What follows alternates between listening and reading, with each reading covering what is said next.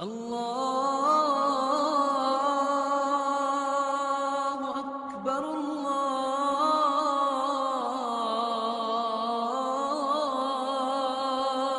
اکبر۔ رسول اکرم صلی اللہ علیہ وسلم نے فرمایا ان اول ما يحاسب به العبد يوم القیامہ من عمله صلاته، قیامت کا دن ہوگا سب سے پہلا سوال ہوگا نماز، پہلا سوال ہی نماز کا ہوگا۔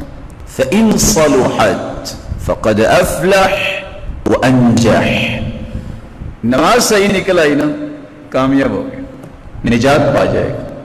وَإِن فَسُدَتْ، اگر نماز ہی خراب ہوئی فَقَدْ خَابَ وَخَسِرَ، یہ بیچارہ ناکام ہو گیا۔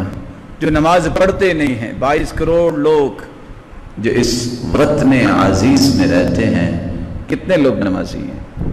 کتنے لوگ نمازی کہہ سکتے ہیں کہ 5 کروڑ نمازی ہیں؟ میرے بھائی حقائق کی زندگی گزاریں، یہ میری اور آپ کی ذمہ داری ہے کہ معاشرے کے اندر نماز کے اس نظام کو مضبوط کرنے کے لیے احترام اور پیار نرمی سے دعوت کو عام کریں، بتایا جائے یہ ذمہ داری ہے۔ ایمان نام ہی اس کا ہے، جو نماز نہیں پڑھتا اس کا ایمان کیسا ہے؟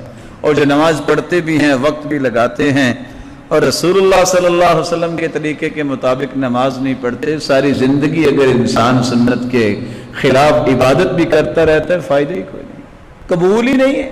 جو اللہ کے رسول صلی اللہ علیہ وسلم کے طریقے سے انحراف کر کے عبادت کی گئی ہے وہ قبول ہی نہیں ہے، وقت بھی ضائع، صلاحیتیں بھی ضائع، زندگی بھی ضائع۔